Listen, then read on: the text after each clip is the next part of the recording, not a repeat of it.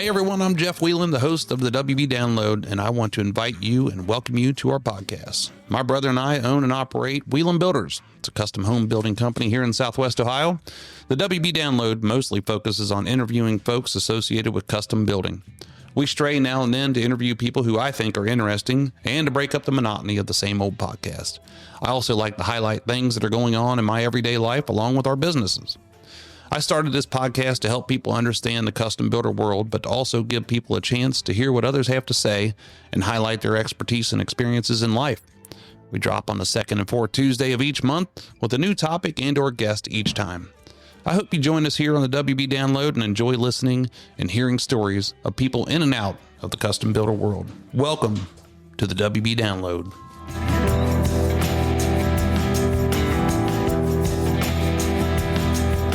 Well, hello again, everybody. I'm Jeff Whelan, host of the WB Download. I am here at Whelan Builders headquarters. By golly, here we are. Hey, I hope everybody had a great Thanksgiving. Today is none other than Tuesday, December the 9th, 2025. Very special day. I got to tell you, very special day.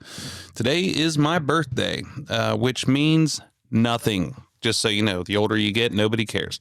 But hey, I got some, I hate to lead off into this because this is a really important episode with a friend of mine, Mike O'Rourke from O'Rourke Wrecking, an iconic company person here in Cincinnati. But I have to tell everybody that my good friend, Brian Lapthorne, who was on the show here a couple months ago, made the awful decision to take his own life just a couple weeks ago. And he passed away the Friday before Thanksgiving. And really shook me up pretty good. If anybody goes back and listens to that episode, you will hear us advocating for suicide prevention because his brother, Billy, just a year or so before that day, had done the same thing. We talked about getting help. We talked about reaching out. We talked about getting in touch, and never ever end up in a situation like that. But from what I understand, from everybody that's surrounded us here, that he was in a rough place, and it scares me to death to think that people can get stuck into something such as depression, and the disease is making decisions for you, and you are no longer making decisions for yourself. And I freaked out, hate it, and sick to my stomach that I've lost my good friend. He will forever be remembered, and I hope that this is God's way of saying, take this lesson and pass it on to other people, and to make sure that we can keep spreading the word and be strong to reach out, get help, and just, man, learn to talk about some stuff. And I hate it. I hate every single minute of this, but my heart goes out to him. I want to make sure that somehow or another we keep this legacy going for this old boy and his family, and we think about him all the time. Keep him in your thoughts and your prayers, and yeah, if anybody has anything to add to that, or thoughts or anything like that, please let me know. So moving on from that, like I said, today our guest is my good friend Mike O'Rourke from O'Rourke Wrecking Company here in Cincinnati, and I'm excited to hear what he has to say. He's been on my list from day one when we started this podcast almost 4 years ago, and I've always wanted to get him in here and talk to him and interview him. I think so highly of this guy and his wife Michelle and his mom. When I was a little kid, his dad was somebody who we always looked up to, and so it's really neat to be able to have him here today. So before we jump into it with Mike, just wanted to say we signed our Homerama contract with some folks, and we're excited about the opportunity. We've got some really cool things that we're working on designs with, special things. The tough part is that we got to have this thing done in just a little less than 8 months, which is stupid. In the history of what we do is stupidity, but we'll get there. There's no laying down on this thing. And we're also closing some houses, and we moved one family in last week. We are moving 2 families in this week, and we are moving another family in next week. And, this has been crazy busy. And so we're trying to wrap them up and get them to the point where everybody's satisfied, happy, and paid and moved in. So we're working in that direction. And next Friday, or this coming Friday, I guess I should say, the company, we will be going down and serving lunch at the Ronald McDonald House. Something that we've talked about for a while, and now we finally got the opportunity to do it. And so we're looking forward to being able to do that with everybody there at the Ronald McDonald House that afternoon. Quickly after we are done serving lunch, the kids and I are going to jump in the truck and trailer with 3 head of cattle, and we are going to head to the AGR Holiday Classic show up in Columbus, and they're going to show both of their steers and one of their heifers, and I'm looking forward to it. This is what we would consider a jackpot show, so we can jump in, show whenever we want, and at these things, and this will be the first one that we've done with this set of calves, and I'm nervous. Because you just never know how things are going to go with this stuff. And I'll be excited when March comes around, because we would have about 4, 5, 6 of these shows under our belt. But anyway, let me, and again, I hate that we had to lead off the show like this, because I'm really excited about Mike being on here. But once again, I want to keep the Lapthorn family in all of our hearts and prayers. And yeah, keep everybody in mind, and don't forget, if you ever need anything, reach out, ask for help. Make sure that you pay attention to what's going on with yourself. My friend Mike O'Rourke is here today, and I met, so when I was a little kid, my dad, and Pat O'Rourke, which is Mike's dad, were good friends. They did some ventures and stuff together, and which was how we knew him. And my memories of Mike's dad and Mike and his family was on St. Patrick's Day. Cincinnati used to have this humongous St. Patrick's Day parade, and his dad would put a float in there, and we would ride on it. We had hard hats, and that's something it's a vivid memory of mine when I was a little kid. But and then as we grew up, and when I remember just my parents talking about when Mike's dad passed away, and I remember very specifically talking about Mike taking that company over, and it's a big company, and it was a big company, and just you're going to hear Mike's story, and that is a huge part of why I admire him. But on the other side of it, I'm going to tell you that he's one of the nicest dudes I've ever met in my entire life.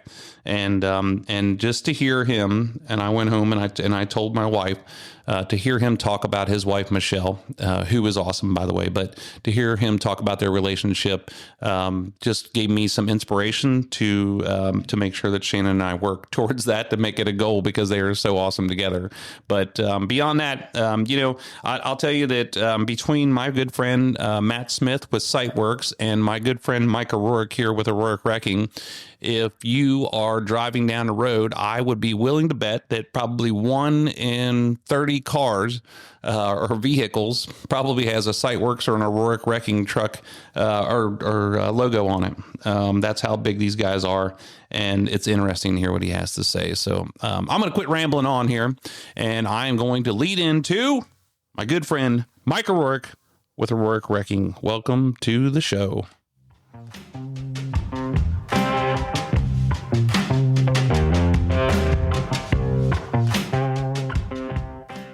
Like I said, today's guest on the show is my good friend Mike O'Rourke with O'Rourke Wrecking, and that's a mouthful, when you say that. But thanks for being here. Oh, thank you for having me. Man, I appreciate the invitation. It's so awesome because I don't know, I get like choked up about it, because we've known each other our whole lives, but really only started to get to know each other in the last several years. I guess it's been longer than that, but when I was a little kid, your dad, you guys are obviously you're Irish, and you just a little. Yeah, and I don't remember this parade today, but when we were kids, that St. Patrick's Day parade was a big deal, right? Oh, it was huge. It's funny you bring that up, because Michelle and I, as I mentioned to you before we went on, we're renovating our office, so we're going through all these old pictures and found old pictures of the St. Patrick's Day parade, and I was telling her that how big of a deal that was. It was then. huge. Yeah, it was one of the biggest parades in the country. He'd give away hard hats, and we'd sit on the whole float, and I mean, just it was unreal. Yeah, it was. I can remember. I mean, you had to be dressed head to toe in green, or my dad would send you back to change. Yeah. I mean, it was a big deal for sure. So a lot of fun. You guys own this little company called Aurora Wrecking, which it's not little; it's humongous in my eyes. And you're a demolition company. Which why don't you tell us a little bit about that? Okay. Yeah. So. Well, I mean, I could go back to the beginning, I guess, if you want. Love it, man. Let's do it because we're going to go there.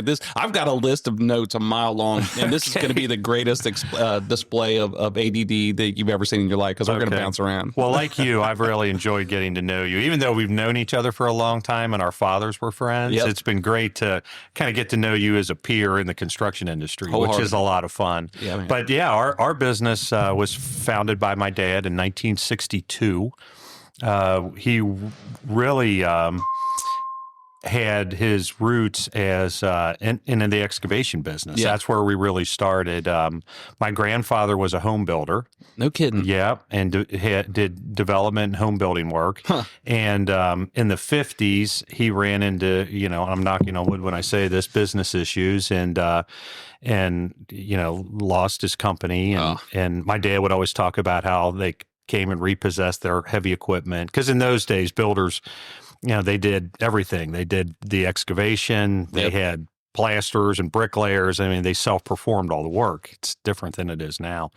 But yeah, so my dad really kind of started in the residential home building area. And when my grandfather ran into trouble, my dad dropped out of Elder High School when he was 16 years old to help support his brother and 5 sisters, and he went to work for Arcos Construction, which back then was one of the largest home builders in the city.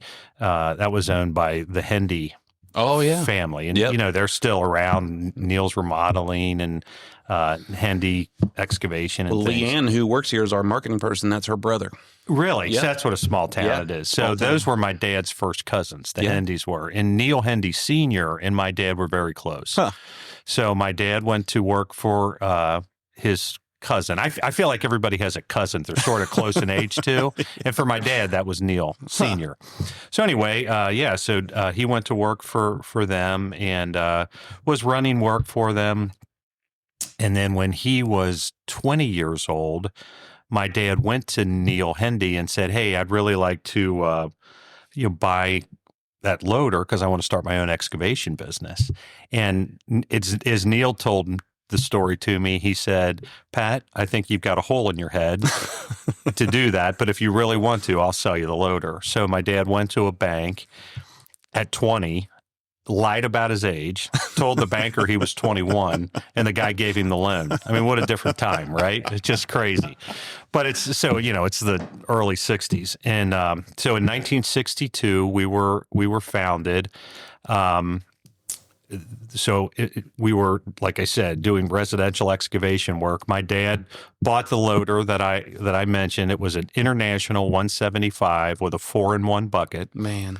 And he ran it himself. His rate to run the loader to dig a basement was $11 an hour for him in the seat. Cow. So that's how we started. $11 an hour, Pat O'Rourke in the seat of a loader. Man. So that was pretty humble beginning. Jay Bucher tells the story like he would have that loader sitting on the truck and trailer in front of their house, in front of whatever house it was. And before they'd go out at night, your dad would go out there and he'd wash that whole thing and clean it all up before the next day.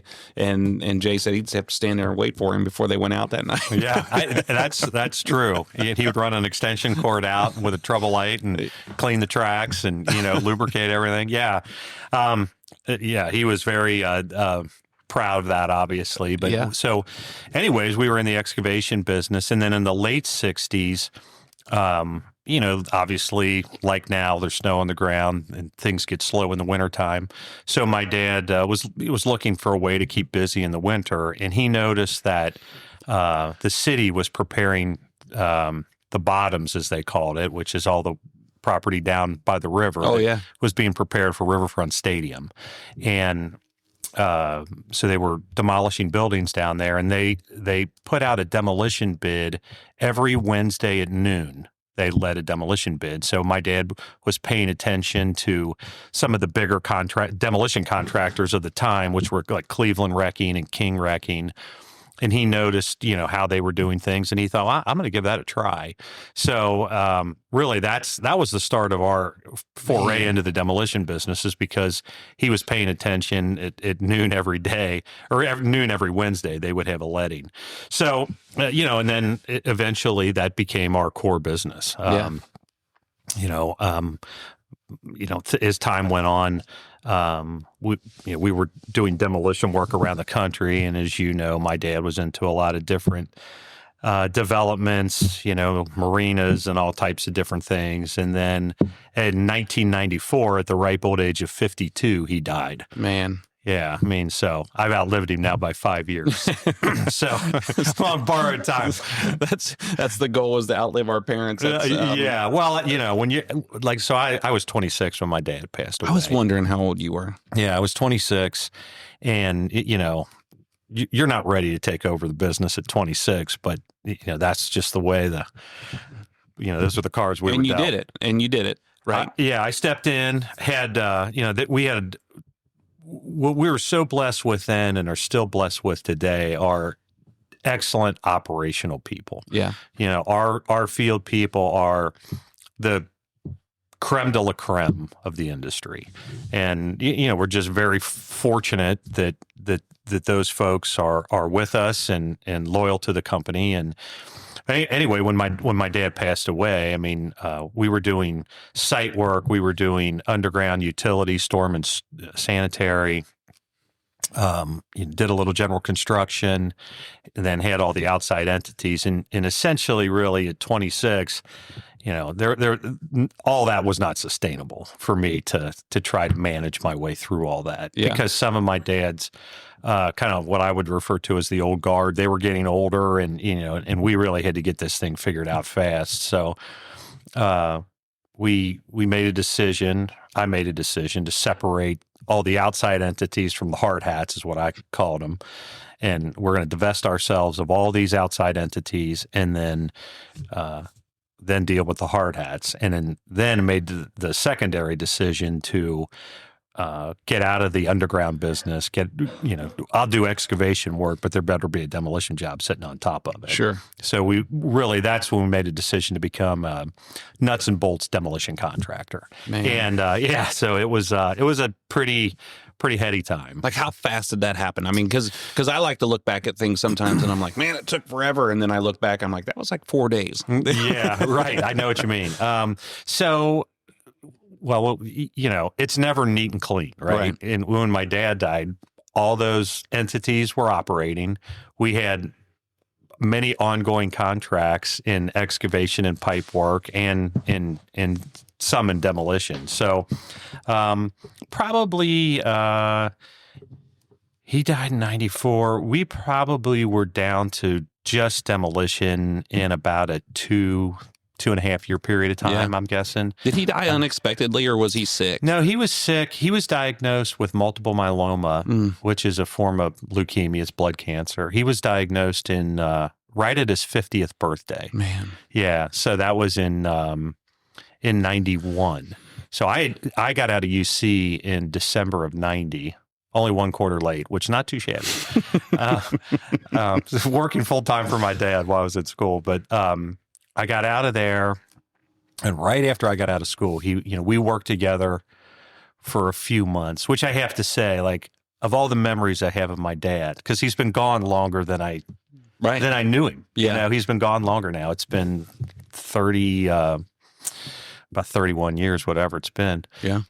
And those are some of the fondest memories I have, is that few months that we worked together when I was out of school, because my dad was a workaholic, and that's really where we started clicking. Like he always treated me like a man, not a kid. Yeah. That's just how he was, but more of as a peer. He respected my opinions, I could tell. And I don't know, that just made me feel 10 feet tall, because, to to curry favor with Pat O'Rourke was not an easy thing to do. So he just told you like it was, and that's just how he was just a hardcore, hard-nosed West Side Irishman. Yeah. Contractor. That's awesome. It's quite a combination.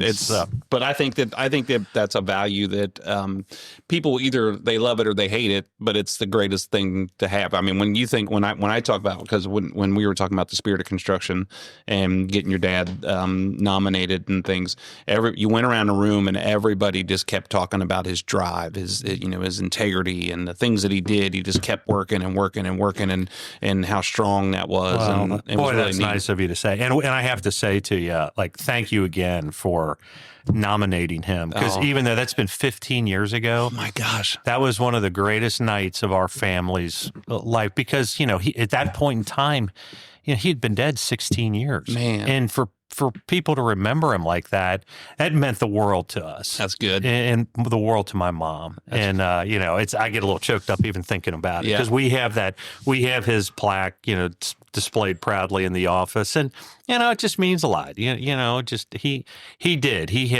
had a relentless drive, just unparalleled work ethic, and he did not scare easily. He had a lot of guts. And now that I'm older, you just think, gosh, how did he do all that? By the time he was only 52 years old, it's amazing, but like I said, we lost him at a young age, and there was, a ton of great people out of O'Rourke still in the prime of their working life. So, we just had to pick up the pieces and move on. And it was, like I said, it was a difficult time, but we were very blessed with a lot of good people, and it worked out. I can't imagine. My dad went through the similar thing. His dad passed away at a young age, and he was young when he passed away. And talking to him about, as I'm older, talking to him about reliving that and the time before and the time after and what it was like during and a number of different things. And it's just like, you have this vision if you don't know, but then, when you start hearing the actual story, when you're old enough to soak it in and understand it, you're like, wow, that's amazing that you were able to do that. I remember, like I said, we're going to bounce around so much, but I remember you guys had a boat on the river, and I think that my dad had a boat on the river, and after your dad had, I don't know if it was after he passed away or before, but I remember seeing because my dad was, we were going up the river, and I remember because I think you guys had a Portofino, right? We did, yeah. And I think that you were driving it, and I don't know if it was you and your buddies or maybe whatever you were doing, but we were trying to catch up with you. I don't remember. and I think I was like, Dad, I don't think because he's calling you on the radio, and I was like, I don't think he wants to be caught. Leave him alone. Oh. I wonder if my dad was still alive then. I think he might have been. I think he might have been. Yeah, because that was one of my first order of business, I think, was to get rid of that boat when he passed away. It's just, the old two happiest days in your life, right? The day you buy it, the day you sell it. Yeah, for sure. It's like, man, we got to get rid of this thing. Where did you go to high school at? I went to Saint Xavier High School, St. X. Yeah. All right. Yeah. Which was a great experience for me. I rolled off the board there a couple years ago, and I still serve on the facilities committee there. Yeah. So it was a special place for me, changed my life, made lifelong connections there. A lot of those guys work at O'Rourke that, we're still working together today. Really? Yeah. One guy, his name's Mike Shibley, who's been a lifelong friend of mine. He came to a party at my parents' house I had in high school. And he was looking for a summer job. And he's like, hey, you guys hiring for the summer? I was like, yeah, definitely. And so he's been at O'Rourke 37 years. Yeah. And then Mike Linneman, who has been one of my dearest friends, he's been at O'Rourke, I think, 23 years now. Man. Yeah, so it's been a long time. Yeah. But great guys, just like salt of the earth, finer men you'll never meet, as I like to say. Shibley, he told me how long he had been there, and I'm like, man, I hear that a lot from those guys, how long they've all been there for a long, long time. And and I didn't realize that's how you guys Did you run into him on the job? Yeah, he comes out, and Scott's the one who kind of sells it, and Shibley's the one who kind of does it. Done. Yeah. Which thank thank you for all the work, by the way. We really appreciate it. It's nothing compared to what you guys do. I always take a picture of your machine sitting there, and then I'll send it to you. Yeah, which makes my day. I send it to my mom and dad, and I'm like, man, this is just the coolest thing ever to be able to do this together, And I was talking to Leanne one day, Leanne's going to be super excited to hear that, her family and your family were kind of connected. But I was like, I think that we should, because we do so many teardowns now. I mean, it's not like you're going out and finding an empty lot. We're finding a piece of property, and we're just assuming that we're going to buy a house and tear it down, or the customer is going to buy a house and tear it down. I'm like, we should start a page on our website that's demolition page, and have you guys on there and connect the two of you, and just like and give our family history and our company histories. And I thought that would be pretty neat. Oh, that's really cool. I think we're still working on that, but I think that would be pretty neat. So do you have a sister, right? Or how many? I have one sister. Okay. Yeah, her name is Kim Shank. She lives like 5 minutes from me now, which is awesome. She has two sons, and her one son, her oldest son, is named after my dad, Patrick. He got married about a year ago, last November in Chicago, and they just and she just became a grandmother. Wow. So they just had a son. So it's pretty cool. And then my younger nephew, John, lives here in town, and he's not a junior, but his father's name's John also, and they work in the commercial real estate business. Okay. Yeah. Do they want to come work with you at all? Little John worked a little bit in the summer, but I think his pathways in the commercial real estate. Yeah. So which is fine. Do you have a succession plan? Do you have somebody in the company that wants to keep on doing it? we have a lot of great people there. That's man. It's just like I told you, my dad died when I was 26. I was the youngest guy in every meeting I was in. Now I feel like I'm the oldest guy in every meeting. I was the same way. And it's just, I know the company will go on beyond Michelle and myself. We're working through succession right now. It's, they're not easy conversations to have, but nothing is more important to me than the company to go on beyond me. Yeah. Because there's been a lot of blood, sweat, and tears. And, I want to see it continue. Yeah. But I'm not going anywhere. I got a lot of fight left in me. I like to work. It's, I don't have any hobbies. If Michelle was sitting here, that's what she would tell you. I have zero hobbies. I don't golf. I don't fish. None of that. I work, and I don't know. That's just how I was programmed, and I don't know if that's good or bad sometimes. I feel like I'm just kind of the same way. Or I work for fun. I mean, we have a farm, and you just like when you get off work, you go to work, and I don't think a lot of people don't understand that portion of it. It's just how you're built, and you take enjoyment out of just working hard and doing things. But that's good that you think. I mean, we all have to think about that stuff, and you have to. I can't tell younger people enough that you need to start thinking about it at a young age. Whether you're thinking about the mortgage on your house and how many years that is, you think about your retirement, you think about putting money away, you think about what it's going to look like, and for all of those things, and especially if you have a company. And I don't know what the fate of our company would be, and even depends on what Cody wants to do or Rena wants to do, but. Cody work for you like a little bit? Or? He works on the farm a lot, and he loves that stuff, and that's hard work. That's good. Yeah, it's definitely hard work, and they both have it. I mean, they both have that ability to do it. It's just a matter of, do you want them to do this, or I don't want to say, hey, you're going to be working for the company, or you're going to be a builder or something like that. I mean, I want them to have their own direction at some point, and I don't want the company to be a fallback for them. I want it to be something that they would want to do, and that's always, because he's 14, so we're right on that verge where I'm starting not to see him much anymore. Yeah, sure. Well, that's it. I mean, you want. I have a friend who was like, "Hey, I'm not running a prison here. Yeah, you don't have to stay here, right?" And that's kind of it. You want that's how you're successful. Is you want people who want to be there, who enjoy the work, who are motivated. I mean, it's at the end of the day. In the construction industry, and I don't care what it is you do, whether it's demolition or you're pouring concrete or laying brick or whatever, you're not going to have life balance every day. Right. It's not going to be a bed of roses. You get a lot of satisfaction from it, which I get a lot of satisfaction from the work that I do, and when I see work being accomplished. But it's hard. It's just it's a hard business. Yeah. But it's the hard that makes it great. Right.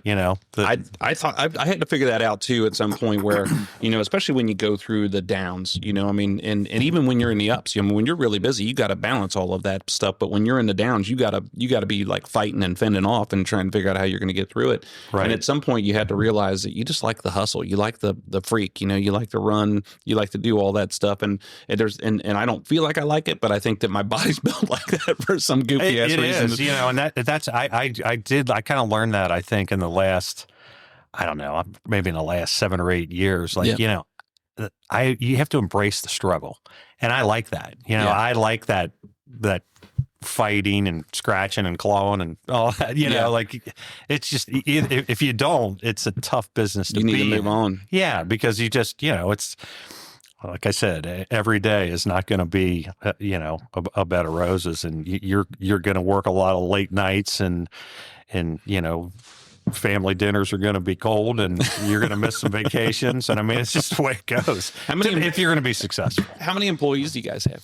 We're running right now. We're probably over a couple hundred. Over a couple hundred. It just, we try to keep a core group all the time, and do as much as we can with that core group. It's a constant, back and forth. You're always trying to balance, what you can take on and successfully complete and all that. Because that's a huge thing. Like, we're in our business, when you're the environmental and demolition contractor, you're the first guy on the beachhead. Yeah. So if the schedule gets messed up under our watch, it's hard to recover it. So that's one thing that we guarantee. Hey, if we tell you we're going to be done on the 31st, you're going to be done. Come hell or high water, it's going to be done. Yeah. Or we're going to die trying. I feel like I like to be like that too. And when I tell somebody, hey, it's going to be done, and then you're talking to somebody and they go, well, we might be able to get there. I'm like, there's none of these variable words. Don't use might, maybes, and shoulds and could be's. Your ass is doing it or you're not. Right. Either you're on or you're off. I mean, that's just the way it goes. Yeah. I remember when my dad passed away. So he passed in 94, and I got this job like a year later at FedEx in Indianapolis. And we had to clear the site. They were building a new hub. It was on the airport. So it was inside the airport wire. We were working for a big national general contractor. And it was a tough schedule. And so whatever, I'm 26, 27 years old. And the guy's like, hey, Mike, you going to make the schedule? And I said, well, it's going to be a horse race. And he said, let me stop you there. Your fucking horse better win. I'll never forget that guy saying that to me. And he said, you're working for FedEx. Their slogan is the world on time. Yeah. And I'm thinking, well, they lost one of my bids last week, but I guess I won't talk about that since you're the customer. But yeah, I will never forget that. He said that your horse better win. And that's awesome. And we did. We got done on time again because of our operational staff. I mean, they've made good on a lot of promises I've made. So. But they get it, though. I think that's one of the toughest things about running a business is you create core values and visions and mission statements and things like that. But in general, you have to create that whole atmosphere in your company that everybody knows this is what you do. You got to get it done. And you don't, there's no ifs and cans and, or, mights or any of that stuff. So, right. And that's one thing that we're so fortunate to have is that culture. Yeah. And I will tell you that, I've tried to foster that culture all that I can, but it did exist before me. Yeah. And that's, you can't put a price on that. Just like if we're starting work at 7:00, as my dad used to say, at 6:15, smoke's coming out of those stacks. We're warming those machines up and we're ready to go. Yep. We're not, drinking our coffee and getting Start going. Greasing at 7, 10, hoping, like that's part of the culture and that exists today. And, it just, I never want to lose that. How many, I keep asking these questions, but how many pieces of equipment do you have? Do you know? You know what? I don't know the number off the top of my tally head. like all the way down to every attachment, and how do you keep track of it? So my Mike Litterman, one of my very best friends, who I mentioned, that's his responsibility is to really overall maintain and track the assets, and it's a monumental task, because if I have an excavator with a shear on it, I mean that shear cost 50% of the price of the excavator now. Oh yeah. They're very expensive, and like a set of blades on a shear, just the blades themselves is probably an $8,000 for a set of blades. So, it's just like the management of that equipment, the logistics of moving it around is a huge part of the company. Like we've got a young guy. He's probably 25 years old. He's just right out of school, and we put him in the logistics portion of the business, and he is just knocking it out of the park. Yeah, his name is Nick Bartholomew. Nick's doing a great job for us, and like there's no better place to learn the business than the equipment side of it, which is such a major part of what we do. I mean, when you mentioned Scott Holman, who's awesome. I mean, Scott, he's been with us 18 years now, and when he and I are reviewing a bid, particularly when he first started, I mean, he was a young guy, like we all were, right? I mean, I tell our guys that all the time, like, hey, we all learned a lot when we got here. You're a good person, you had drive, you had work ethic when you got here, but we taught you something. Yeah. And that's definitely my case. I mean, my dad taught me a lot. My dad's older guys, Jack Meyer and Steve Bill, Bob Heidi, those guys taught me a ton. But like I would say to our estimators, they're like, well, we need to move a hoe over there. And I was like, well, let me stop you right there. Do you have any idea how difficult it is to get 100,000-pound excavator through Mount Adams? The truck and trailer. Yeah.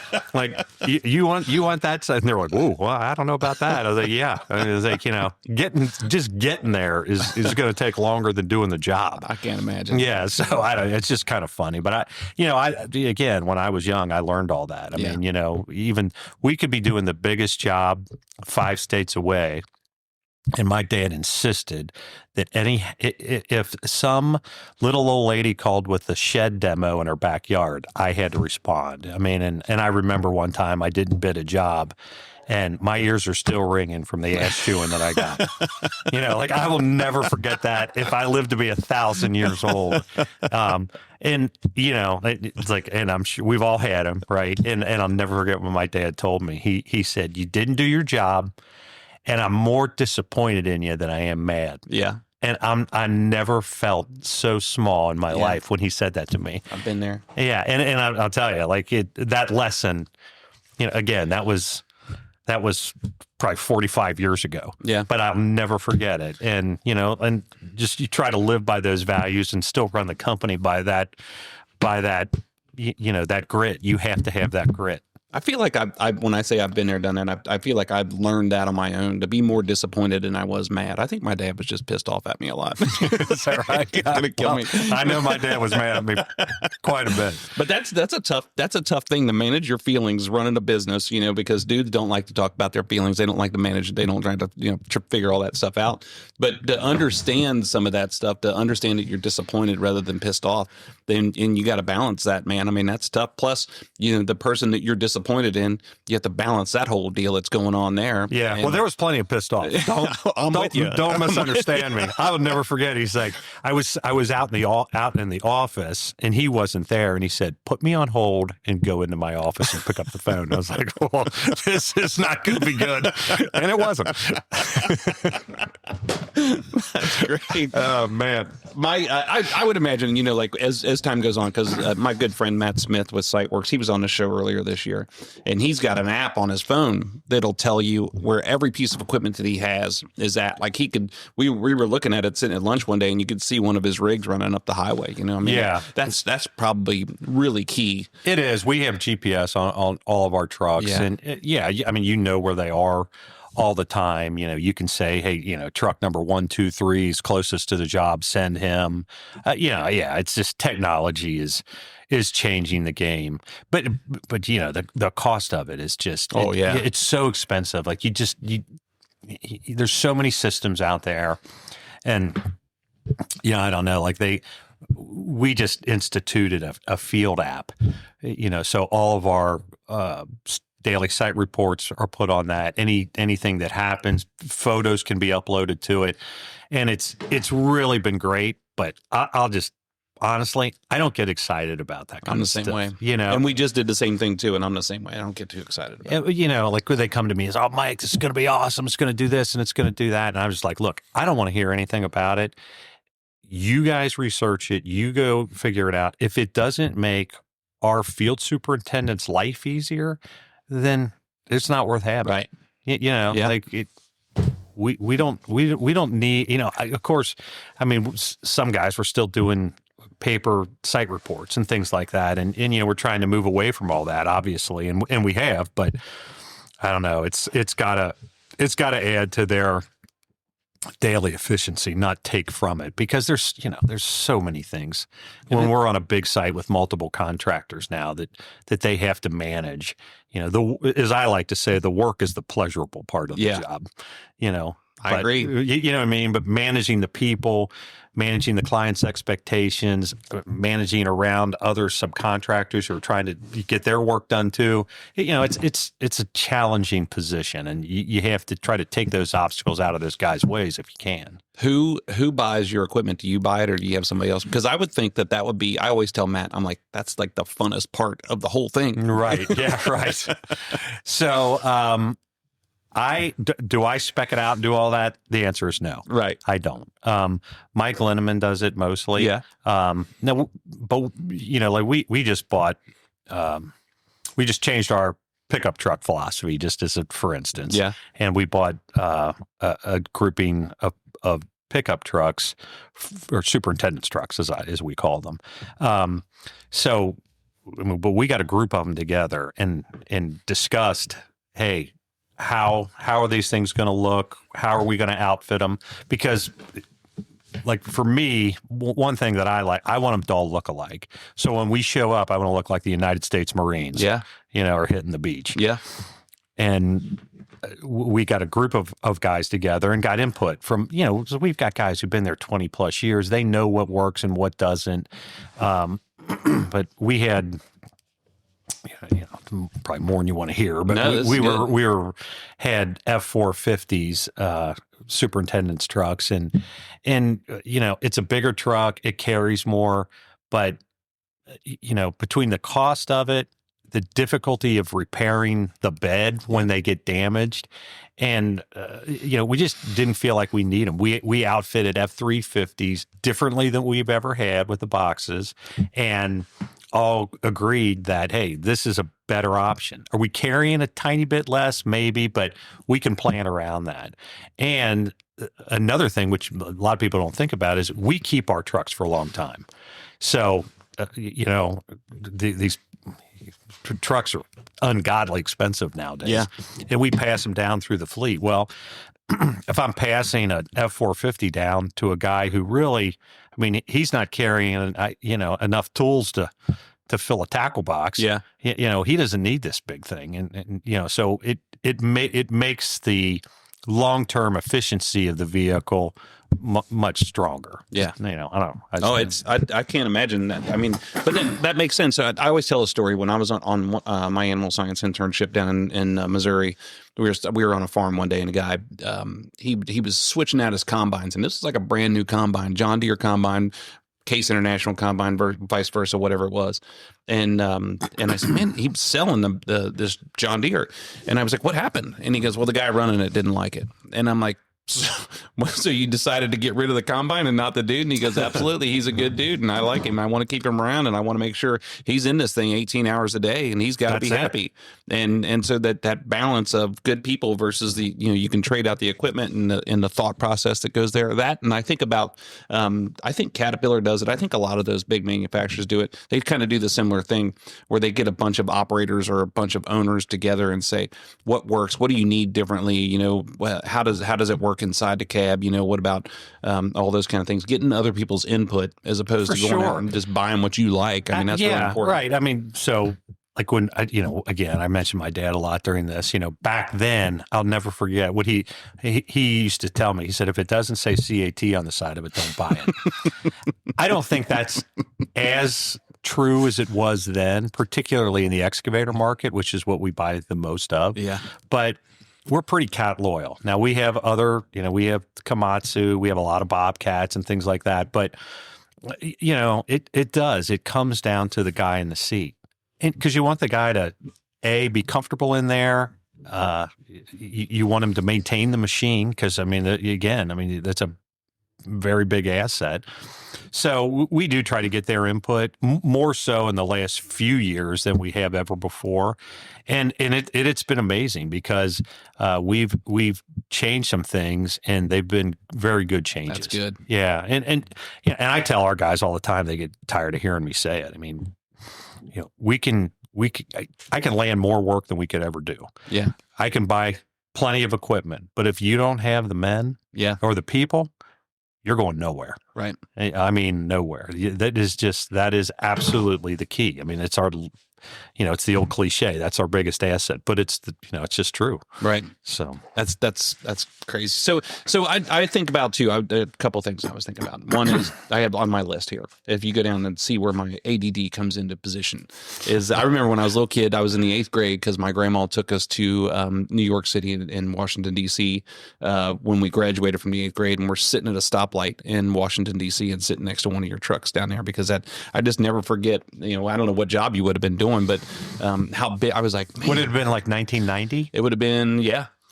So what we were doing then is we were doing a job for the World Bank. And, I worked on the job just a few weekends because I was still in school. But, yeah, that job was at 18th and H, a couple blocks from the White House. It was two 12-story buildings.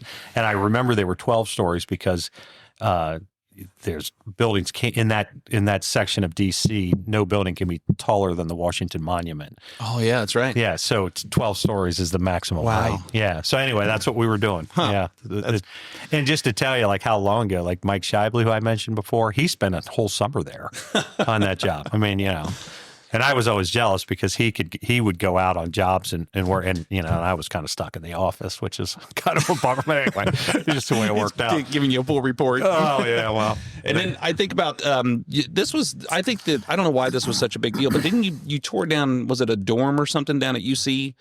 What there was a building that you tore down there. Yeah, well, you're talking about Sander Hall. Yeah, because then there was like people invited to it, and it was a big thing on TV. Yeah, gosh, you remember everything. Yeah. So when we got that job, that was a landmark job. My dad was still alive. We imploded that building on June the 23rd, 1991, I believe. I typically remember those implosion dates because when you're working towards a job that has explosives on it, when you're working towards the implosion date, it's just like, that date is tattooed on your brain, and it's just like that's the day where you're a hero or a zero. There's no going backwards. Right. It's just like in conventional demolition with heavy equipment, you can, it's just like any job. You plan the best you can. You start into it and you're like, that's not working very well. We need to drop back and reconvene here. It doesn't work like that in the implosion business. You get one shot at it, and in that case at Sander Hall, though, it went very well. It was June 23rd, 1991. That was a 27-story above grade, 3-story below grade dormitory building, and the cafeteria for that was 40 foot off of the face of the building, and it's still there today. Really? Yeah, it's still there. You see, they use it for something else. Man. But, yeah. So it's just like when we did Riverfront Stadium. December 29th, 2002. I'll never forget that date. I mean, they're going to probably chiseled out on my tombstone. I mean, it just, there's some things you just don't forget. What's I was going to ask you about the dynamite or the TNT because you told me one time you don't do it anymore because it was just crazy to carry the license and keep up with the continuing ed. And we don't self-perform it. You don't self-perform it. Yeah. So right after the stadium ended, which, by the way, like when you talk about landmark jobs in the company history, that was one that was, I don't want to say life-changing, but it announced to the construction industry in Cincinnati that, because that you're the real deal. Yeah. So my dad died in 94. We got that job in 99. So we got it 5 years later. Yeah. So we had 5 years where, we're, kind of trying to, I guess, find our identity and all those types of things as a company. And, and I certainly was trying to find my identity as a leader. And, but yeah, so we got that. And it just announced to the construction industry, particularly in Cincinnati, that, hey, their founder might have died, but that's a very capable group of people left behind. And so we imploded that, as I said, late December in 2002. And then immediately after that, I made the decision that we're going to go into the implosion business. And we hired a very key person, to do that. He was a great guy. And we did that for, I don't know, maybe not quite 10 years, and learned a lot, did a lot of work. But the recession in 08, 09, oh, yeah, it just, there were no you have to have a major project to introduce explosives to it, is particularly in the post 9/11 world. Yeah. And for us to do that, it just, the recession just kind of killed it. And it's just the old adage, if I had 10 problems on my desk, 9 of them were because of the implosion business, and it was such a minuscule amount of what we did. But when you were driving, when I'm on a big like the stadium, when you're driving towards that implosion date, it's all hands on deck, man. Yeah. Like, you're not missing that date because, like, in that case, we closed Fort Washington Way. We closed the suspension bridge. We were monitoring underground utilities for blocks around us. It is a major, major ordeal. Yeah. To detonate explosives in an urban area like that. So, you're not missing that date. Right. You might schedule it for Saturday, and if you have a low cloud ceiling or bad weather on a Saturday, you're going to move to Sunday. But come hell or high water, that's your weekend. So in that case, I mean, it's all hands on deck. So all of our best people, as we were driving toward, when you're driving towards something and your back's against it, what do? Right. You get your best people there, of course. So we're pulling them off of other jobs, and it was interesting and fun, but it really, it was time to be done. But we still do it. I mean, we imploded a grain elevator right down off of Beekman a couple of years. Let's see, what was that? July of 23. Really? Yeah. Just did one July of 23. It was like a 220-foot structure we laid down. Yeah. Great video of it. I did. I remember. I think Michelle shared that, and I saw that. Oh yeah. But anyways, so we do it. But as I say, it's the last tool out of the toolbox. Yeah. We've got a lot of experience with it. We've got a lot of guys who are very proficient in preparing a structure for explosives. And, but we, like in the case that I just mentioned on Beekman, we hired CDI. And I've known those guys. I think I met Mark Loazzo when I was like 5 or 6 years old. I mean, it's just kind of like you and me. That's how long I've known those people. And they imploded the structure for us. What we're hiring them to do is to insure the project, which is the most important thing. Load the explosives. Carry the bond. Yeah, well, not the bond, but the insurance. 'Cause the insurance is the key to the implosion. Yeah. I mean, I can't imagine. Yeah, it's that's it. As a matter of fact, the last year we were in that business, I paid more in insurance premiums than I did in revenue in the implosion business. I was like, this doesn't seem to make a lot of sense.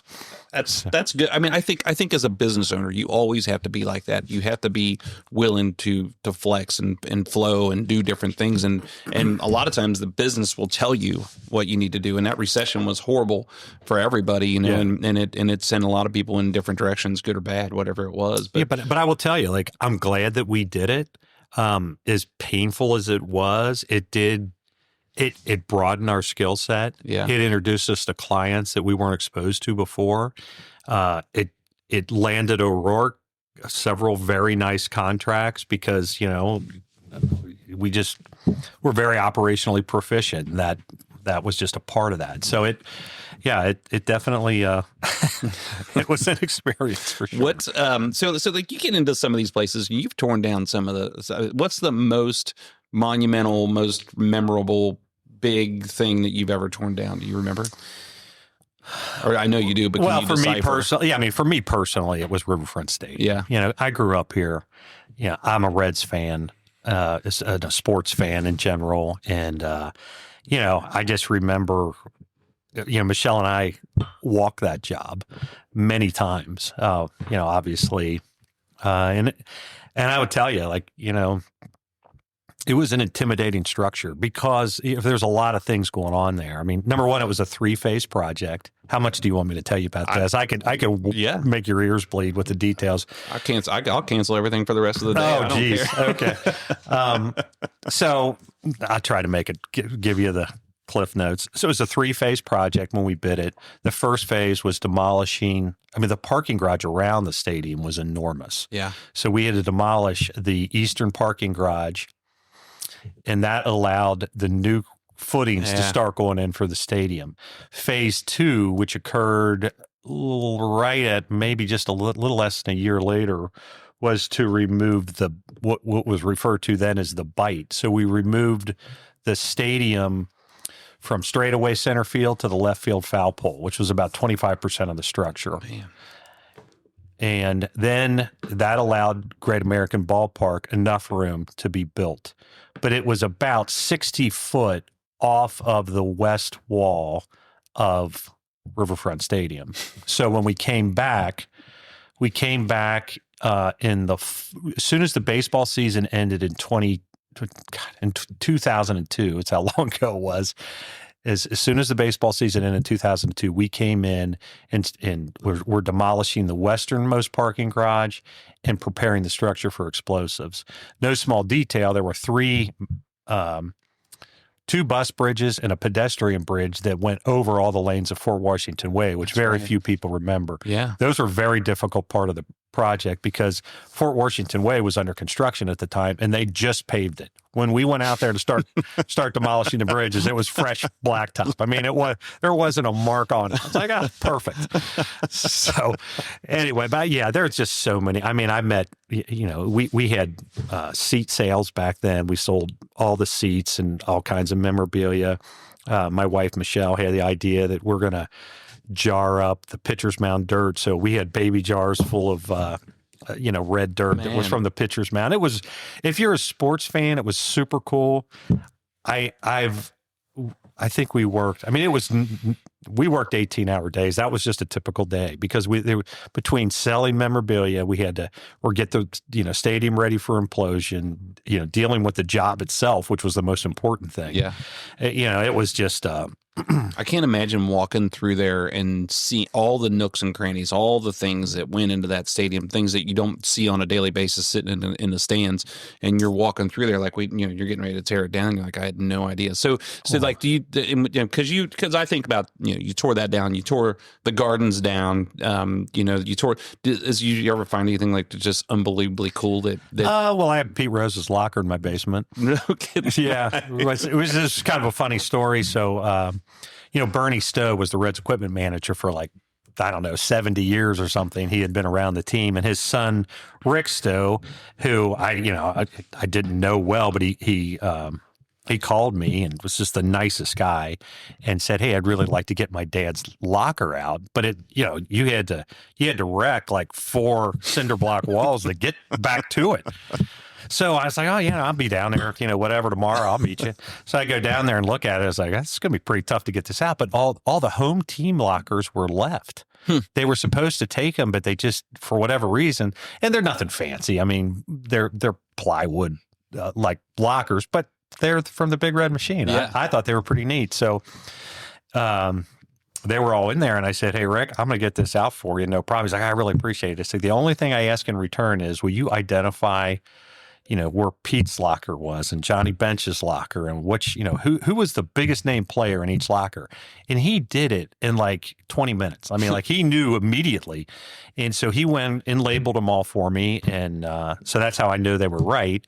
And and I wound up keeping Pete Rose's locker. Cool. Yeah. So I don't know, but there was a lot of different things. Like I remember the day on Implosion Day, we had a ceremonial button on the Eastern Plaza of Paul Brown Stadium, and we did a giveaway we raised like $100,000 for the United Way to do the countdown and press the ceremonial button. People took chances, so I was up there as part of that on the Implosion, and right before the countdown began, Michelle handed me a baseball that we had found like in the dugout when we were walking the job, and wrote a very personal note on it that I'll never forget to this day. Really? I mean, yeah, I get a little choked up thinking about that. But that was one of the cooler moments I've had professionally, because that's where when you work with your spouse every day, Michelle and I, we don't have children. We work together every day.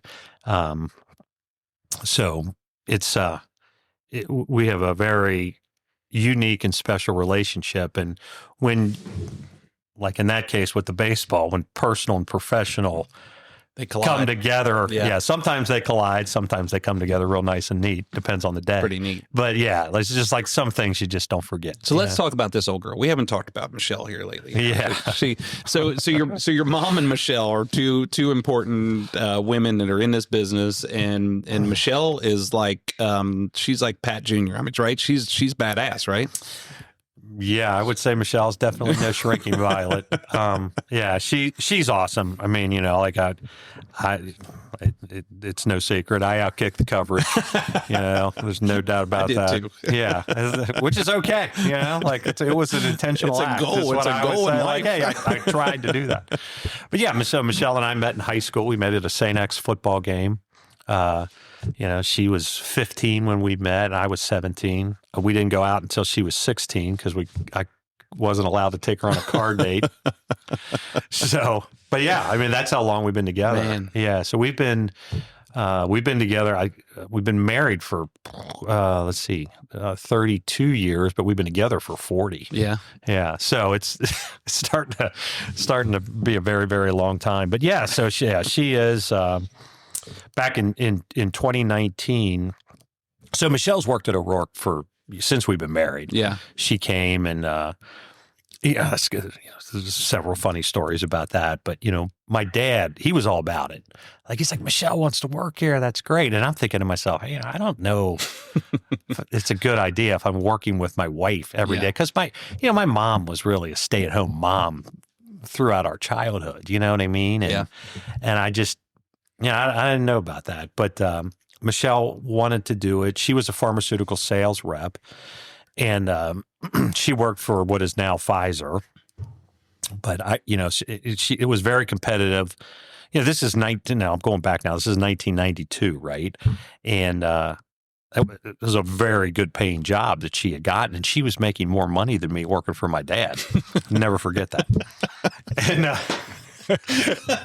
And he said to me, he's like, let's ask Michelle. She said, went to school. She's got a good job for a big company, And I'm like, yeah, she's got a heck of a job.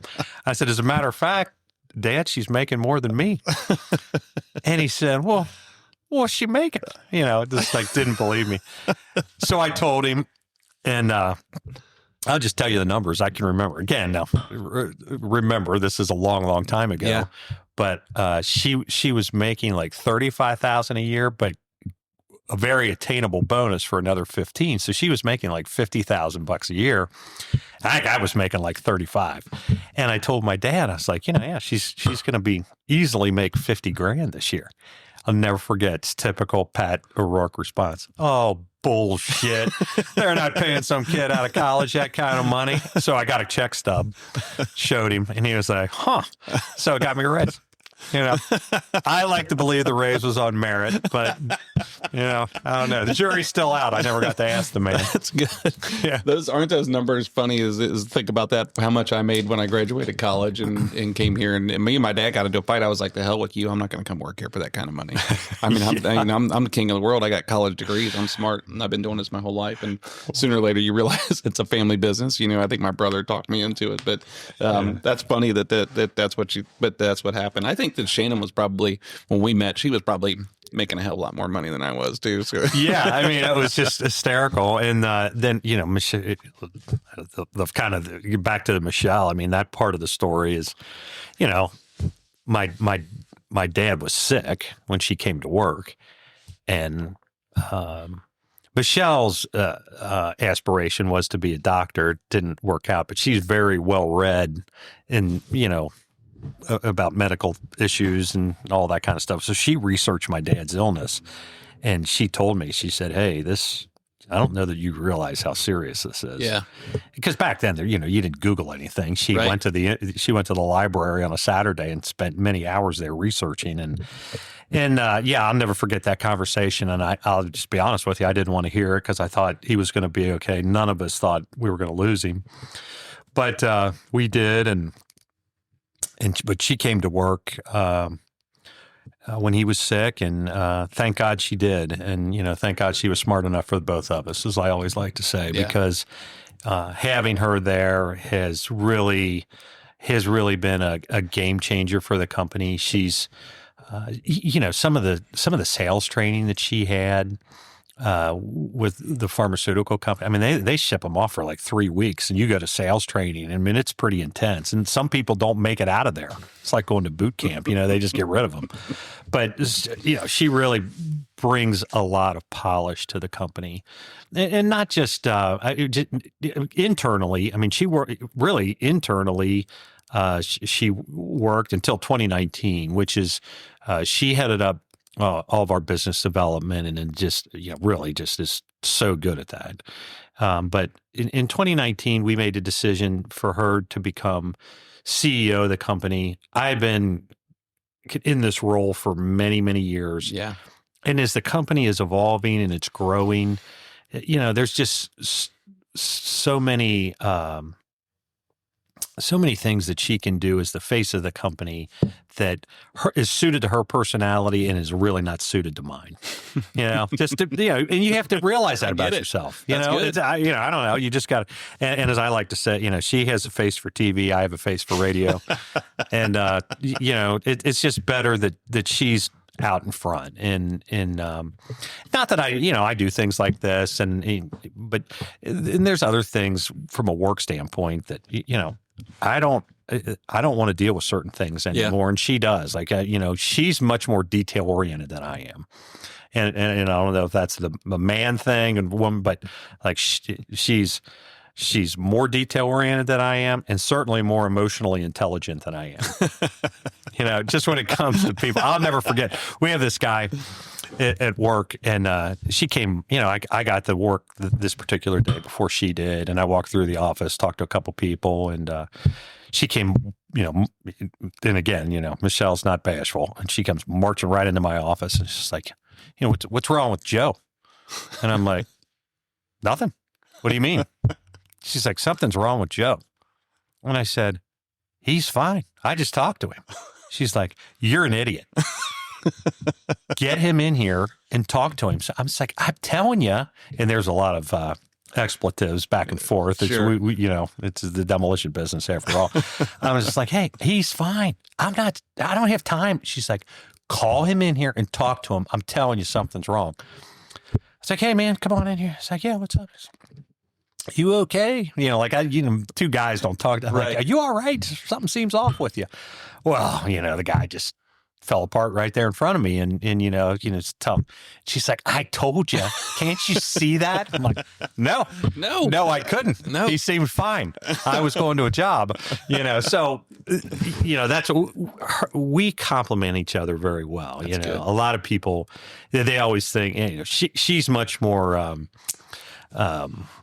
I don't know. I hate to use the word high strung, but I'll use the word energetic. Yeah, there you go. Yeah, I mean, I'm a little more laid back than she is. Yeah. I mean, which it's good for both of us. Like something will happen and she'll start getting all wound up, and I'll be like, relax, calm down. We'll figure this out. You know what I mean? And but sometimes her way's right. So we do well together. She tore that Spirit of Construction deal up. I mean, she made it just what it is today. And I told you this a couple of weeks ago. And when I got on that board, I was a pretty young guy. It's 2004, 2003, 2004, and just a bunch of old dudes sitting around talking about who they're going to give this award to, and it was I mean it serves a great purpose. Yeah, sure. And I don't know how we were raising six digits maybe, but then once she got on the board, it became this huge party. I mean, it's the place where people. It wasn't like we were forcing people to come. Now people are trying to get there, and if you don't get there in time, you ain't going to get a table. Yeah. I mean, just the after party with the bands and the White Castles and the chili and all that stuff. I mean, those are all just things that are just lightening that thing up. I appreciate you saying that. Yeah, I'm so proud of her. I mean, she just really worked hard on that, and that's one thing that I give her all the credit in the world for.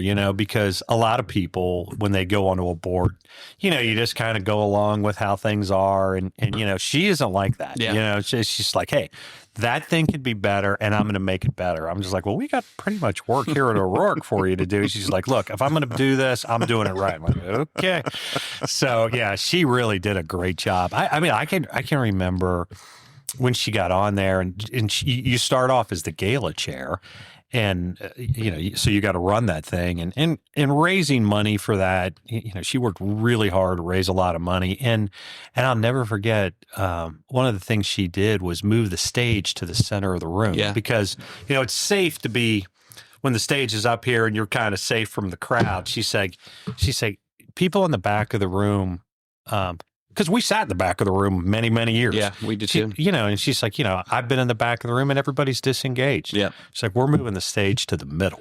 Yep. And I'm like, it's a pretty That's awesome. ballsy move. Are you sure you want to do that? Because all the eyes are going to be on you. She's like, if I'm doing it, that's what I'm doing. Yeah. I'm like, so yeah, she did. I'm obviously very biased, but she is, she's an amazing woman and did a lot of good for that organization. Yeah, and still is. Yeah. She's still involved, not as much, but she has more board commitments than, like I can't even keep track of them all, to be honest with you. I mean, she's like, well, I got to go here and I got to go there. And I'm just like, okay, I'll see you when you get back. Call me. I'll meet you for dinner.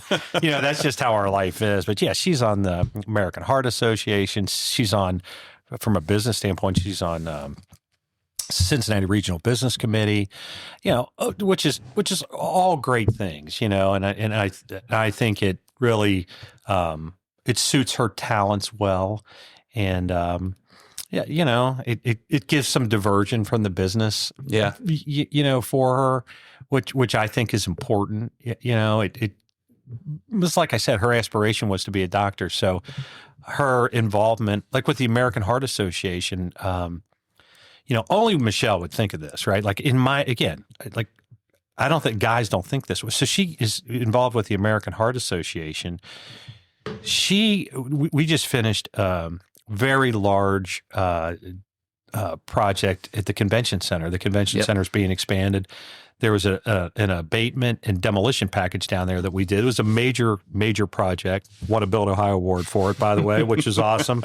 Again, thanks to Michelle and our whole team for putting that together. But yeah, so she's on the American Heart Association, and she arranged to have a blood pressure cup brought to the job. That it's O'Rourke's blood pressure cup that all of a sudden we now have in our equipment fleet, which we didn't have before.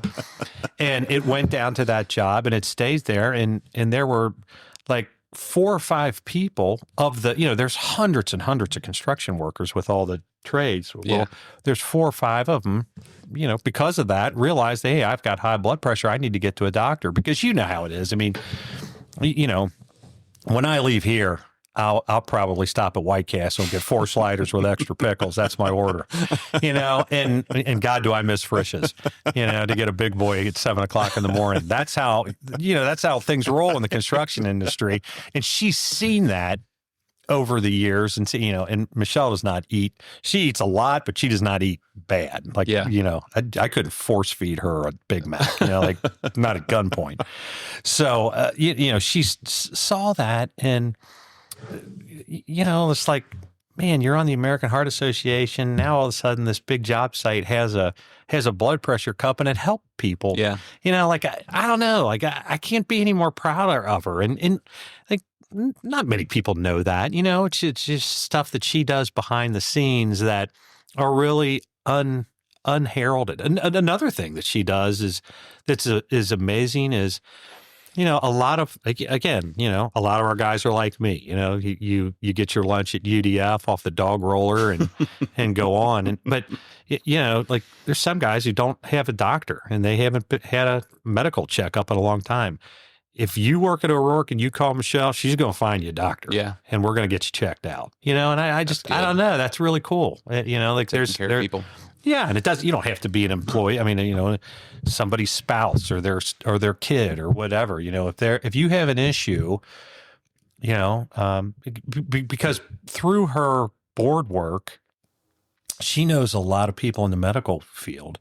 And we just did a job for Children's Hospital, and the Children's CEO, Steve Davis, has become a good friend of ours. And, when you can pick up the phone and say, hey, who would you recommend for this issue?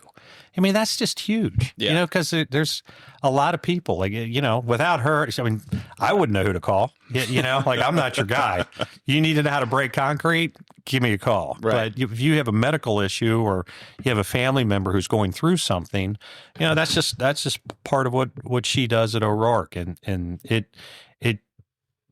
makes it a family versus just another company. Taking care of people, man. Yeah. I see it so many times. That's what makes people want to continue to stay working there and keep their time there. So and also talking about your mom. I mean, your mom is just an awesome lady. You told me a while ago that she comes into the office all the time still, right? Yeah, she does. So my mom, Sharon O'Rourke, so she's seen this thing from the very, very, very beginning. Yeah. She met my dad when he was 19. And she talks about, he told me he was going to start a company. So I didn't even know what he was talking about. It's just so funny. I mean, I call her the nice O'Rourke. She's been in the construction industry, particularly around the demolition business for all these years, and she doesn't drink, smoke, or cuss. That's pretty impressive. It's pretty good. Yeah. If you don't drink, smoke, or cuss around this group, especially with my dad, and, like I said, he was a hard-nosed Irishman, it cracks me up now that I'm older. It's just like, how in the hell?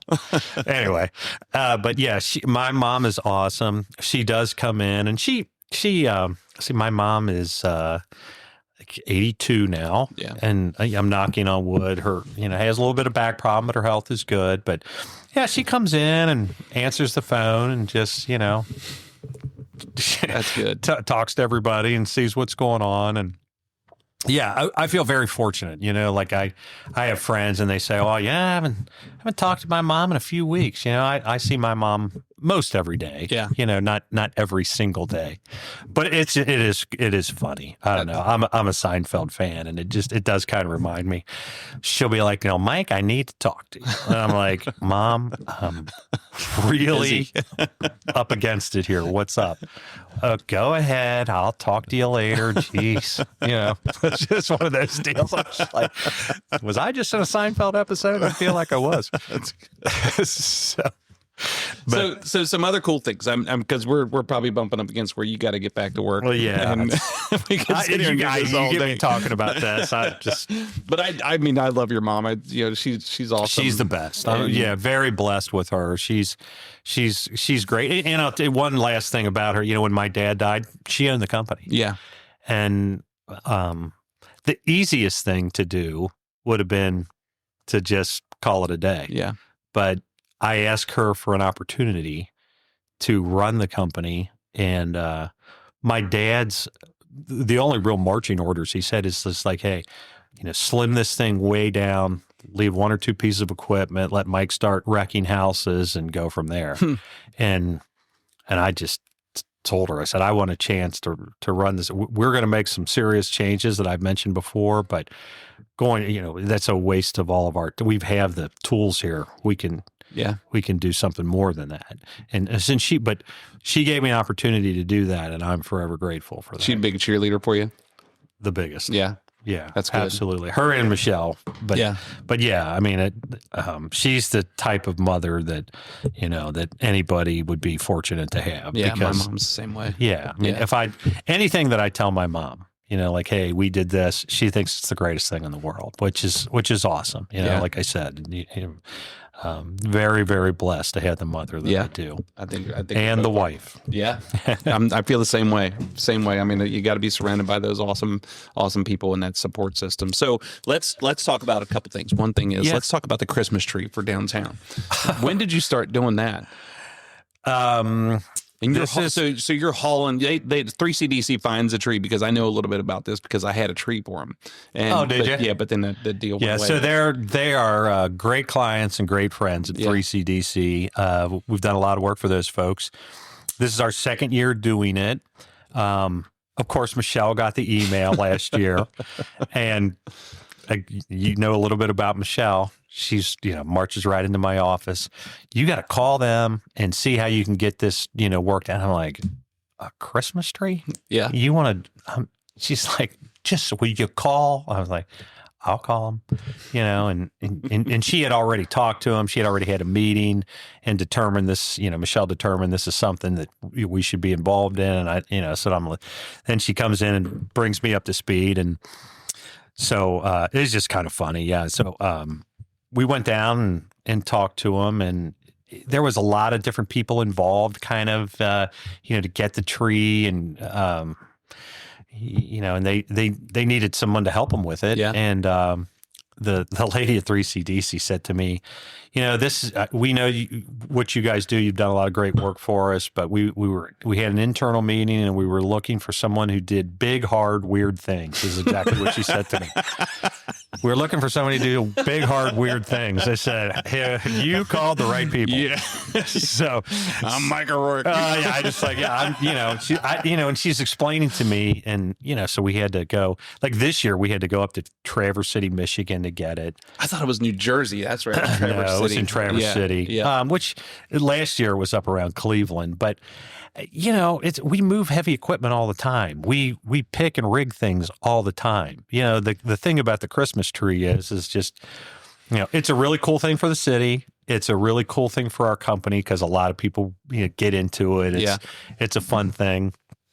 But it's not, the stakes aren't nearly as high as an implosion, but it does kind of remind me of an implosion in that everybody's watching. And if you screw up, if we broke that tree when we picked it up, it's a problem. It's like, hey, we're going to need another tree. That's a little tough to get another 50-foot tree down here. So, it's just a really fun thing. We like doing it. And it just, I don't know, the whole company just kind of gets a kick out of it. We had one over in Milford on a house that we were going to tear down. I don't know if Scott made it over there to look at it yet or not, but the guy was dragging his feet. He bought the property, and there was two of them on there. And I can't remember if we were saying it or he was saying, but together we were like, this could be the downtown Fountain Square Christmas tree. And so we called 3CDC, and they're like, we need a picture of a person and a car in front of the tree, and then do like a video, and just before they would come out and see it. So we did all that, and we're like, man, this is a front runner for it. Well, then the dude drug his feet. He wasn't sure what he was going to do. Still hasn't decided. So I think it was like July, and I told Leanne, I said, we got to get a hold of them to make sure that we can get that tree. And the guy goes, oh, bad news. And he sends us a picture, and the tree's laying on the ground. No, jeez.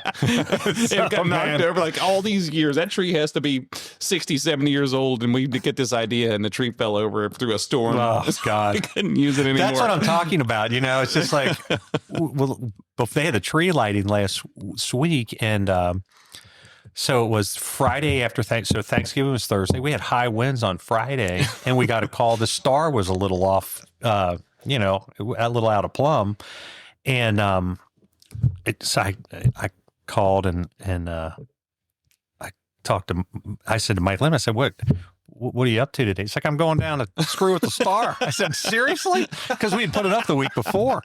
He's like, yeah, we had, high winds. I was like, geez, Pete. So do you have to take the equipment up there to pluck it and then put it on your trailer? No, they loaded it. Okay. Yeah. It came from a tree farm in Traverse City, Michigan. So they loaded it on our truck. It was already wrapped and everything. Yeah. Last year in Cleveland, it was a situation like you're talking about. It was in someone's front yard, and we had to go and, tie up all the branches and wrap it. Oh. And yeah, it's like I said, it doesn't sound like that big of a deal, but it can be a little nerve wracking because, the whole city is, everybody's watching it. Yeah. And you're kind of in charge of the collective Christmas spirit for a couple of days, and you don't want to mess that up. So you ever watch The Big Bang Theory? It was a show. It's all these nerds on TV, but one of them was they got an opportunity to throw out the first pitch at a baseball game, and one guy goes, nothing good can come out of this because if you do good, nobody gives a shit, and if you screw it up, everybody in the world's watching. Correct. 1,000%. That's exactly right. It's the same. Yeah, it's like going to NASCAR and you're just there for the crash. Right. And like that. That's just the deal. That's why I compare it to an implosion, because if it goes down, it's just like, oh yeah, another implosion. Yeah. But if you break that tree picking it up, or it's crooked, or it looks like Charlie Brown's Christmas tree when you're done, everybody's going to be like, man, you guys really screwed that up. That's great. I remember in 2008, I called you and we were doing that extreme home makeover up here in Westchester. Yeah. And we had to tear a house down, and I'm like, well, let's call Mike O'Rourke. Let's see how this goes. Yeah. And I remember the first thing you said to me was like, you were like, well, first of all, I gave you the wrong address. Do you remember that? Because I was like, boy, that would have been looks like a pretty nice house, Jeff. Sure. But I remember you said, man, we have to do it because my wife will just kill me if I say no. And because I think you watched the video of the two girls and you're like, oh God. Yeah. Well, right. And do they still do that? Is that show still on? I don't think it is. I think it's been, I saw some reruns of it, but I don't think it is. Well, as I recall, going through that whole experience, because, you're donating all your time and talent and everything else. If you're doing it for any other reason other than to help these kids, you're going to be sorely disappointed. Oh, yeah. Yeah. But, when you see those kids who really were, they had a lot of disabilities and really needed help, I was happy to do it. And it was a fun thing to do. Yeah. But I had forgotten about that. I do remember that about the address, though. Yeah. Oh, my bad. Yeah. It's like, I don't know if this is the right place here. So as we speak, before we wrap up this, as we speak, you're tearing down two big projects right now that I think too.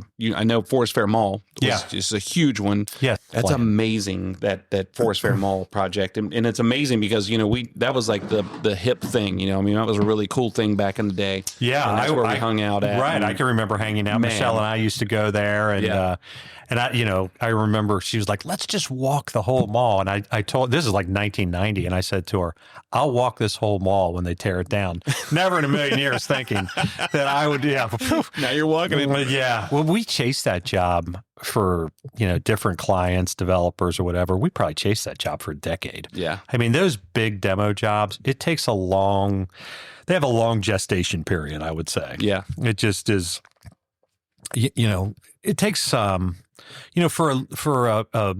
a leader of an organization, whatever organization it may be, to finally say, hey, this complex, regardless in Forest Fair Mall's case, it's a 1.7 million square feet. We can't do anything else with it. Yeah. It's got to come down. That takes guts to make that decision. Yeah. In Forest Fair, I mean, it was, empty and abandoned and dilapidated. And I think this site it will be a much, higher use, of course. But, when we're doing that job, we're working on just getting started on Crossley Tower at UC, which is another job we've chased for a long time.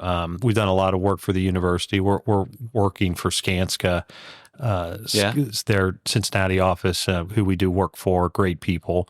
And we're getting ready to do the abatement. We're actually performing the abatement and getting ready to start the demolition of Crossley Tower. Man. So yeah, it's that's a pretty tight job. That's amazing. It's amazing. So I always wonder, like it seems like if there's a demo going on around here anyway, I can imagine it's probably similar across the areas that you work at, but you're it, right? I mean, you're the person. How does that come to fruition? Is it because I mean, I know it's because you're badass. I mean, Aurora's badass, but I mean, there's got to be a way that you're there. Well, look, like everybody else, we have competition. I mean, I've had a lot of people say this to me, you don't have any competition. I wish that was true, but we have a lot of competitors. We are the largest contractor in Cincinnati who does what we do. And how does that happen? I just think it's, it's a lot of really, really hardworking people who are committed to doing the right thing day in and day out. And that of course is myself and Michelle and the entire group that we have. I mean, they're there every day. Yeah. I don't have to wonder whether or not, like those guys, I use my dad's expression, it's the smoke's going to be coming out of those stacks at 6:50. I don't have to wonder. They're going to be there. Yeah. It's just like, to use a football analogy, those guys, they're like my shutdown corner. They got it covered. Don't worry about that half of the field. They got it. And that's why. And it's delivering on your promises, doing what you say you're going to do. And you know what? Just being good to deal with. Yeah. And I think that gets lost in our industry a lot. People deal with the people they like to deal with,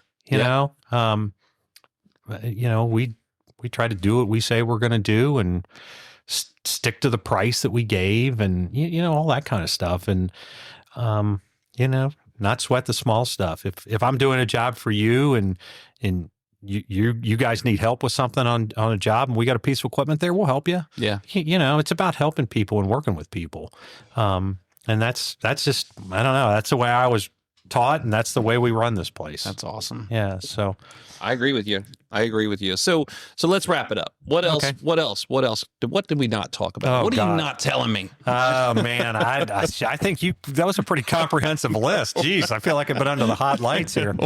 Yeah, I don't know. I don't know what else. Just very blessed, man. Yeah. And I feel very fortunate to have your friendship and which is a second generational friendship, which is same way. Awesome. I'm the same way. Yeah. So I do. I want to thank you again for the work that you give us and for what you did for my dad and putting his name forward, because 16 years after you lose somebody at that young of an age, most of the time they were forgotten, and you made sure that he wasn't. Yeah. I heard a saying one time that you die twice. You die physically, and then next time you die is the last time somebody ever says your name. And so you want to make sure that legacy is carried on somehow or another. And I think that you and I we could keep doing that for our parents, for our dads, for this business, for whoever it may be. But hopefully people understand that everybody's important to somebody in this world, and however they have an impact on them or whatever it is, you want to make sure you keep it going. So that's something that I look at for our dads being in the business. If somebody thinks that we had an advantage of having our parents in the business, the advantage that I see is the connections like you and I have together, being second generation, being around this business forever, getting to know some of the coolest people in the world. That's the advantage, I think. Yeah, I totally agree with that. I mean, yes, I'm second generation. I wouldn't wish what I went through on too many people. I wouldn't wish that on anybody. No. But the greatest gift my dad gave me was he taught me how to work. Yep. And, I can remember when I was a kid, his bedroom was down the hall from mine. And if I heard his shower turn on, I jumped out of bed like it was on fire, because he was going to roust your ass out of bed if he came down that hall. He taught me how to work, to be accountable, to be there every day. And that was the greatest gift that he gave me. And you're right, being second generation, I've met a lot of amazing people, had a lot of great experiences, but, like this today is just is a great example of that. Yeah. So I agree. Well, I really appreciate you having me on. No way, man. Thank you. Thanks for your friendship. Thanks for being here. And man, I've enjoyed this. I think that we should do it again so we can wrap it up and just take another couple hours. Well, next time I'll bring Michelle. That'll definitely make it more interesting. We'll do it. Hey, right. everybody, this is Mike O'Rourke here on the WB Download.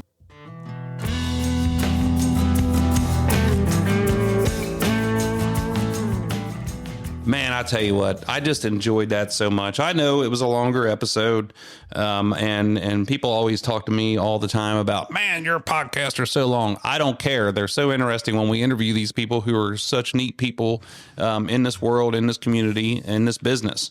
And I just can't thank Mike enough for taking time out of his day, out of his life to come up here and sit down with me and just tell stories and talk about his life and how he got to where he is and the things that have led up to this and how they operate. Man, I just if you're not from Cincinnati, and probably, I mean, they were so big, they're across the country working in their careers, but you don't realize how many iconic things that they've done. And if there's a demo going on in Cincinnati, in Southwest Ohio, they've got it. And I'm telling you, it's really a big deal. It's a big deal to me to be friends with him because he's such a nice person and an important part. So thank you again, Mike, for being here. Thanks for all your hard work. Thanks for being an awesome person for you and your family. Thank you. I want to thank everybody for tuning in once again here on the WB Download. And like I said, we're leading up to our last episode, and we will do a recap on our last episode of all the people we had here this year. And we'll give a brief synopsis of the conversations. And I'm proud of this year, man, because we had some really awesome cats. We've had some people that I've been talking about for a long time, between my cousin Johnny, Matt Smith, and of course Mike O'Rourke, Brian Lapthorne. Don't forget about this old boy, and just so many other people. So I'm excited to review that with y'all. And this is our fourth year, coming into our fourth year. And we've never missed an episode. We come on every Tuesday, every second and fourth Tuesday of the month, and we've never missed one. So I'm proud of that too. And that's mostly, with the push of Leanne and all the hard work that Leanne does for this thing. She kills it. So once again, thank you everybody for listening. Thank you for everybody. And thank you to Leanne for putting this thing on. Thanks for all the people who have come on the show. And like I said, the next episode is going to be, we're going to review what we have done for the year and just kind of catch up on what we've done. And I hope that reminds you guys to go back and listen to a couple of them. So that'll be on the fourth Tuesday of the month here in December as we lead out through the holidays. And I hope you all are preparing for Christmas. I hope you all have something special, and something that we talk about every year in our house is how do we make this last longer and how do we make it special? Don't get caught up in the hustle and the bustle, finishing jobs and racking our brains and trying to continue to work and just push, and we forget to stop and celebrate. Thankfully, I have a wonderful family that reminds me, and I remind them of the important things we want to do. So I hope that everybody's doing the same thing. Hey, if you want to be part of the conversation, or actually I should bring back up, don't forget to subscribe to the WB Download on your favorite podcast service, and check us out on YouTube for the WB Download. Don't forget to check us out and on www, which nobody says that anymore, wheelandbuilders.com, and check out all the awesome houses that we're building.